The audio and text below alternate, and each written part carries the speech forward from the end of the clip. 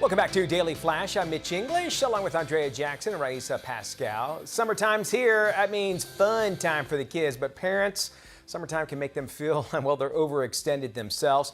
Joining us right now is our parenting expert, Katherine Sellery. She's got some tips on how to help parents out and avoid that summer burnout. Give us the dulcet tones, those sultry sounds we were singing.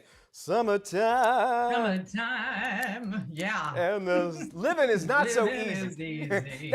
That's how the song Right. goes. But I got to tell you, when my kids were younger, summertime, I was like, okay, it's great. Kids are out. You know, they're not on the schedule anymore. And there's like about a week of how cool that is. And then they start going, I'm bored. What are we going to do? And, you know, vacation is not until a couple of weeks later. It really is actually hard on parents, but we need to relax. We're supposed to, right? Yeah, absolutely. But you're right. I mean, it starts out where everybody's like, yay, no more schedules, no more arguments in the morning, getting out of the house on time. This is going to be fabulous. But then a whole new crop of problems arrive, right? Yeah, indeed. And I guess a lot of them is hearing those two words, Mom, I'm bored. You know, we were on those schedule. And from, you know, let me know if you agree with this, but kids like being on a schedule. They might say they don't, but they like knowing that they're getting up tomorrow to go to school and they're going to be doing this, they're going to come home, and they have a schedule. It just keeps them, they know what's going on. The summertime, that wreaks havoc. So what is some things that we can do to actually keep them maybe on a schedule, and also so they're not saying those two words that we all hate to hear, which is I'm bored? Yeah, and creativity, right, is born out of those boring days where something hasn't been scheduled for you. But let's talk about you guys, moms, dads out there. Sure. I mean, you need to take care of you.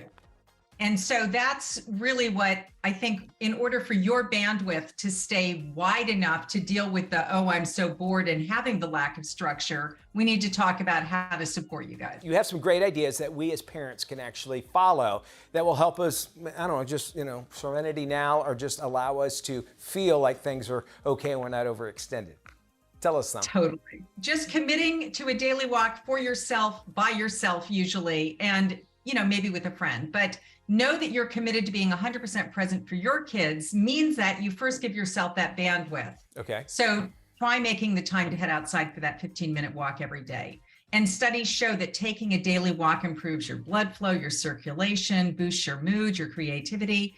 It allows you to enjoy the good weather. If you have it, clear your head, prioritize what you need from the day. So just kind of being the leader of the pack, taking care of yourself so that you can be more present in the state of mind you want to be in. And the kids know, listen, this is something that mom needs, and they need to respect it as well, right? Like, look, I need this. And mom will be a better mom if mom gets her 15-minute walk in. So everybody clear the decks. Let's make space for mom. Right, because as parents, no, we're used to the kids being gone during the day, and maybe we perhaps, you know, have some kind of communication with other adults. Other ideas?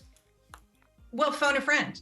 Yeah, absolutely. So you probably don't realize it, but when you spend all day taking care of your 8-year-old or a teenager, what you're secretly craving is some adult conversation. Okay. So when you spend most of your time shuttling your kids around to their play dates and practices, it's so important to give yourself the consistent opportunity to socialize too. So pick up the phone, call that friend that you haven't spoken to in a while, and just reconnect on an adult level with an adult conversation. You know, with the work environment kind of change, and I'm fortunate enough I have time where I could, our date night is actually our date afternoon. We go out for lunch and that sort of thing. And Nice. it's always nice now, but you know, we have an 11-year-old around us now, and you know, we can't have those date days. Is that still important, or should I just say, hey, we need a reprieve from that for a little while? Oh, goodness, no. Yes, you absolutely need that. So you've got to find the time and the opportunities for you to get connected. Okay. And schedule no kids allowed quality time for yourself so that you're nurturing not only your relationship with your partner, but with your friends as well, and reconnecting with your own personal life. Don't sacrifice that. So getting away from your kids, some people feel really guilty about it, but it's actually really important for you to take care of you and for them to realize, if they're dependent or really attached, that actually, wow, I'm okay on my own too. So taking time away, catching up on the shows you've been dying to watch, friends you've been missing, pastimes that you can never seem to get around to. It can be, difficult to justify spending the time away, but trust me, your relationships will be better for it. You know, I would imagine that the old saying, you know, heart distance makes the heart fonder. Yeah.